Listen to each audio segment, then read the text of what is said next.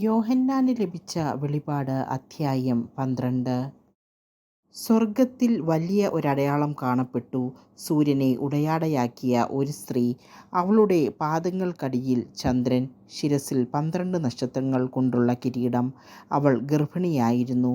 പ്രസവവേദനയാൽ അവൾ നിലവിളിച്ചു. പ്രസവക്ലേശത്താൽ അവൾ ഞെരുങ്ങി.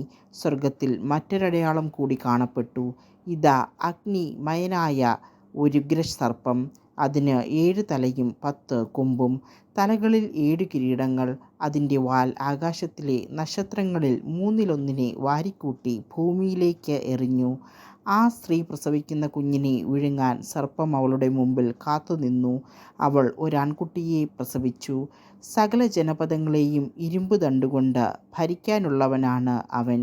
അവളുടെ ശിശു ദൈവത്തിൻ്റെയും അവിടുത്തെ സിംഹാസനത്തിൻ്റെയും അടുത്തേക്ക് സംവഹിക്കപ്പെട്ടു. ആ സ്ത്രീ മരുഭൂമിയിലേക്ക് ഓടിപ്പോയി. അവിടെ 1260 ദിവസം അവളെ പോറ്റുന്നതിന് ദൈവം സജ്ജമാക്കിയ ഒരു സ്ഥലമുണ്ടായിരുന്നു.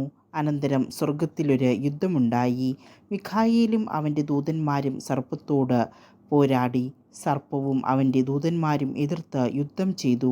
എന്നാൽ അവർ പരാജിതരായി. അതോടെ സ്വർഗ്ഗത്തിൽ അവർക്ക് ഇടമില്ലാതായി. ആ വലിയ സർപ്പം, സർവ്വലോകത്തെയും വഞ്ചിക്കുന്ന സാത്താനെന്നും പിശാചെന്നും വിളിക്കപ്പെടുന്ന ആ പുരാതന സർപ്പം ഭൂമിയിലേക്ക് വലിച്ചെറിയപ്പെട്ടു. അവനോടുകൂടി അവൻ്റെ ദൂതന്മാരും. സ്വർഗ്ഗത്തിൽ ഒരു വലിയ സ്വരം വിളിച്ചു പറയുന്നത് ഞാൻ കേട്ടു: ഇപ്പോൾ നമ്മുടെ ദൈവത്തിൻ്റെ രക്ഷയും ശക്തിയും രാജ്യവും അവിടുത്തെ അഭിഷിക്തൻ്റെ അധികാരവും ആഗതമായിരിക്കുന്നു. എന്തെന്നാൽ നമ്മുടെ സഹോദരരെ ദുഷിക്കുകയും രാപ്പകൽ ദൈവസമക്ഷം അവരെ പഴി പറയുകയും ചെയ്തിരുന്നവൻ വലിച്ചെറിയപ്പെട്ടു. അവരാകട്ടെ കുഞ്ഞാടിൻ്റെ രക്തം കൊണ്ടും സ്വന്തം സാക്ഷ്യത്തിൻ്റെ വചനം കൊണ്ടും അവൻ്റെ മേൽ വിജയം നേടി. ജീവൻ നൽകാനും അവർ തയ്യാറായി. അതിനാൽ സ്വർഗ്ഗമേ, അതിൽ വസിക്കുന്നവരെ ആനന്ദിക്കുവിൻ. എന്നാൽ ഭൂമിയെ, സമുദ്രമേ, നിങ്ങൾക്ക് ദുരിതം. ചുരുങ്ങിയ സമയമേ അവശേഷിക്കുന്നുള്ളൂ എന്നറിഞ്ഞ് അരിശം കൊണ്ട് പിശാച് നിങ്ങളുടെ അടുത്തേക്ക് ഇറങ്ങിയിട്ടുണ്ട്.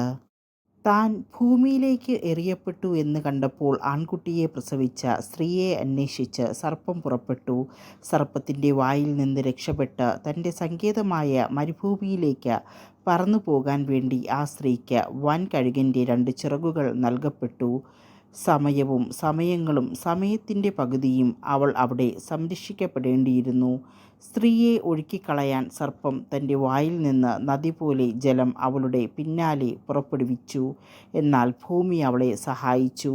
അത് വായ് തുറന്ന് സർപ്പം വായിൽ നിന്ന് ഒഴുക്കിയ നദിയെ വിഴുങ്ങിക്കളഞ്ഞു. അപ്പോൾ സർപ്പം സ്ത്രീയുടെ നേരെ കോപിച്ചു. ദൈവകൽപ്പനകൾ കാക്കുന്നവരും യേശുവിന് സാക്ഷ്യം വഹിക്കുന്നവരുമായി അവളുടെ സന്താനങ്ങളിൽ ശേഷിച്ചിരുന്നവരോട് യുദ്ധം ചെയ്യാൻ അത് പുറപ്പെട്ടു. അത് സമുദ്രത്തിൻ്റെ മണൽത്തിട്ടയിൽ നിലയുറപ്പിച്ചു.